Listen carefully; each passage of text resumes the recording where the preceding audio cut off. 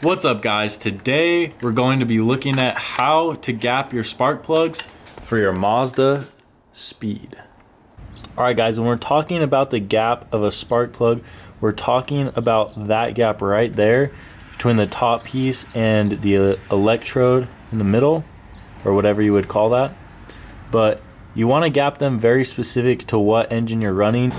If your spark plug gap is too large, you could have a misfire when you're on the throttle or when you're in boost, because there's going to be too much air going in that it's going to actually blow the spark plug spark out of that cylinder. It won't even fire, so that's when you'll experience a misfire. Now if your spark plug gap is too little, then you're going to have a rough idle or a misfire at idle.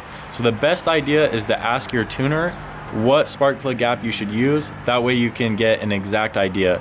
But today I'm going to show you how I'm gapping mine at 0.018. That way you guys can get an idea of how to gap your spark plugs. Alright, so like I said before, for Mazdaspeeds you're going to want to use this NGK 2-step Kohler spark plug.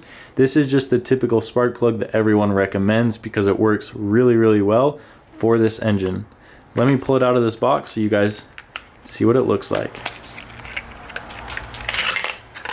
Now you're supposed to be careful with it, which that was not very careful, but it's alright.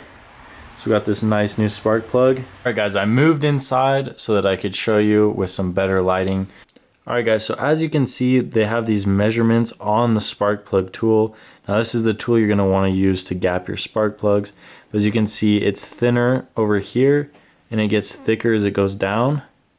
So basically what you want to do is take your spark plug and put it in like that. So as you can see, the gap goes in and then you slide it around. So right there, that's where it stops, that's where it gets tight. It'll focus. So right there I'm at about 0.028 of a gap, 28 thousandths. So I'm trying to get it down to about 0.020 or even a little bit less than that. So what I'm going to want to do is hit the top of this spark plug on here. You can either use this or you could just tap it on a table.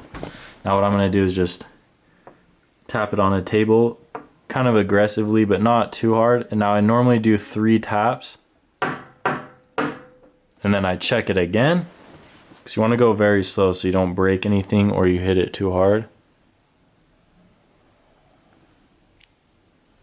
Alright, so it went a little bit lower. There we go. It went a little bit lower and now it's at 0.025. So I hit it just barely. Now I need to hit it a little bit more so I can get it to stop right there. You want it to be tight as soon as it goes in. So we're going to hit it a little bit more, slowly at a time. There we go. So it's tight right there. It stops right there. So that's 0.0201. So that's pretty good, but you definitely want it to be exact. So gotta hit it a tiny bit more. All right, our final check. Put it in. Barely slides in. Doesn't slide anywhere. So that means it's pretty tight. As far as I could get it was right there. So it's 0.020. That's about the right gap I want. Now, I'm trying to go a tiny bit lower, so I'm just barely going to tap it one last time. And we'll check it one last time, make sure it doesn't even slide in or it barely slides in. So see how it doesn't even want to slide in at all? You have to kind of force it in. That means my gap is right where I want it at 0.020. That should be perfect. Now if I have a misfire, that means I need to gap it slightly lower. But if you were trying to make the gap larger, what you want to do is use this middle part and you stick it in there and then you're going to pry upward on it. So prying upward should lift that top part and increase the gap.